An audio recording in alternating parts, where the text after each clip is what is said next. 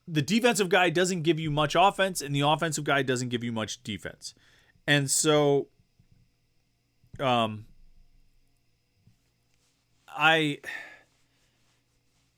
it really depends on, I think, the game situation and who he wants to go with. I think the decision gets easier based on how Guillermo is playing. I think if Guillermo is making shots, then it's easier to leave him in and get that offensive push. If he's not making shots, then it's easier to go to Federico and just stick with defense because you're not going to get much otherwise out of Guillermo. And Guillermo hasn't been making shots much lately. He hasn't been playing great lately.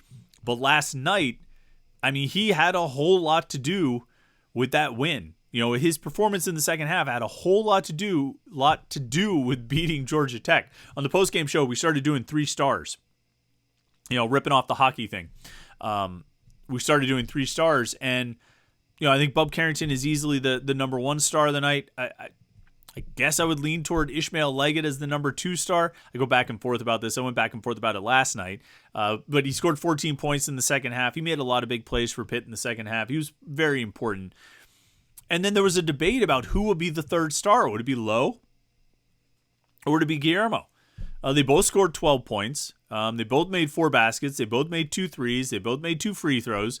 And they sort of sandwiched Pitt's, lone comeback in the game. I mean, it was the one point where Georgia Tech got ahead by 6, and literally like 12 seconds after that big dunk that put Georgia Tech up by 6, Guillermo comes down and drains a 3. The very next possession, Jalen goes and 1 and converts it. And then like Pitt's next possession after that, Guillermo drains another 3. All of a sudden, that 6-point deficit has turned into a 3-point lead. It was a 9-0 run, all on 3-point plays, 2 of which were 3-pointers from Guillermo Diaz-Graham.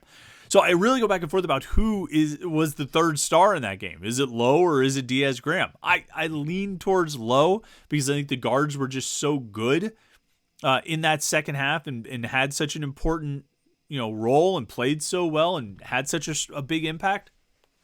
But I can't say Guillermo's far behind.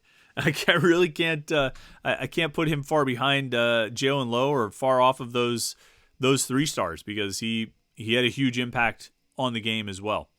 So you move forward now. Pitt goes to Miami on Saturday. Can the Panthers beat the Hurricanes? Yeah, I mean, I think there are a lot of winnable games on this schedule. You can roll through it. I mean, at Miami on Saturday, Wake Forest at home next Wednesday, Notre Dame at home the following Saturday, and NC State on the road. There's a lot of winnable games out there. This team is by no means out of the woods. This team is by no means arrived. By no means should they start to think of themselves as being better than they are. They still have a lot of work to do. They still have to work very hard to get their points. But I think seeing the growth and development of Lowe and Carrington as it has happened throughout the course of the season, Lowe sort of more recently over the last 7 games, Carrington really kind of bursting back on the scene, I think last night. Seeing those guys develop has been it's been fun to watch. And I think it's been, right now, I think it's encouraging. It's encouraging for where they are going forward because I think at the heart of it, and I keep saying this, and I said it a lot last night, at the heart of it, Jalen Lowe and Bub Carrington are really good basketball players. They're really talented guys. And no matter what struggles they've had this season, their talent is still there. It's just a matter of them finding the right ways to deploy that talent and getting comfortable with that talent and getting confident in that talent. And I think Bub Carrington had it a lot early. I think Jalen Lowe had to sort of grow into it. I think there's a chance that right now both guys are kind of ready to roll. If you throw in some effective play from Blake Hinson, if you could get more from him than one missed field goal in the second half, you've got some weapons out there. And you throw in Ishmael Leggett and what he can do and how he can attack and the plays that he can make when the team needs a play to be made. There's potential. There's potential in the group to take advantage of some of the winnable games that are coming up. We'll see what they do at Miami. It's not going to be easy at Miami, but this was a Georgia Tech team that beat Duke and won at Clemson. Shortly before playing Pitt. So nothing's going to be easy, but there are winnable games out there. We'll see what this team can do. All right, don't forget, we've got the live show tonight. Live Panther-Lair show right here on youtube.com/Panther-Lair.com. It starts at 8 o'clock. We'll take your comments and questions about Pitt basketball and everything else going on, so make sure you tune in for that. And then we'll have more Morning Pits for you over the next 2 days, Thursday and Friday. And we'll have a live post-game show after the Miami game on Saturday. So lots to do right here at youtube.com/Panther-Lair.com. Like this video and subscribe to our YouTube channel so you don't miss any of it. And then check out the website, Panther-Lair.com. We'll see you on the message boards there. You can hang out and talk about the game and everything else going on in the world of Pitt sports. And until then, enjoy your Wednesday. Made it through half of the week, more than half of the week. And we will talk to you tonight for the live stream and tomorrow for the Morning Pit right here, youtube.com/Panther-Lair.com.